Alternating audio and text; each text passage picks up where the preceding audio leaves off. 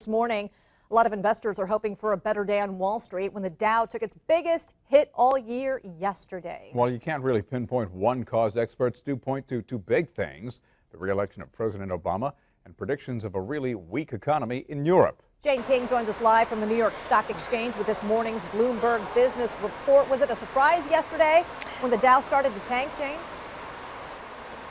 Yes, Bruce and Stacey. Well, I guess some are calling this the election correction. I mean, I think for the most part, most on Wall Street were hoping that Mitt Romney would win president. I mean, Goldman Sachs was the biggest contributor to his campaign.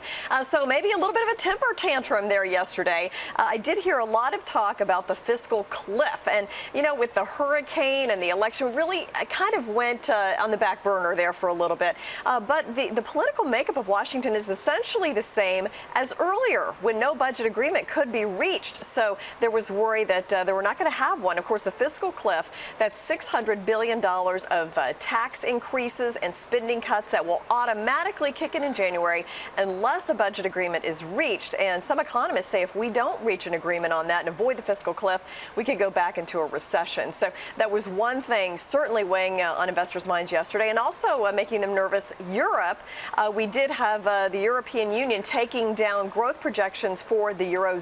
So that was a reminder there. We've still got those problems going on in Europe, and you just saw the Dow there down more than 300 points yesterday. So, Jane, that begs the question, was that a knee-jerk reaction? I took a peek, and I see that stock futures are slightly higher today. Do they expect some correction? Well, we're slightly higher. I think slightly is the operative word there. Certainly no indications at this point that we're going to make up what we lost yesterday. But at least we're less volatile, more stable. It was really a little bit surprising because most of even the futures markets predicting an Obama win. So a little bit surprising that we did see the market react so violently yesterday. And how are global markets starting today, Jane? Well, they're under some pressure as well. We're seeing Europe down. Now, they've got their economic issues we know about. Germany is starting to slow down. The latest economic reports out of Germany this morning showing that is happening there. And they're the strong one in Europe. So when you see Germany slowing down, that's worrisome.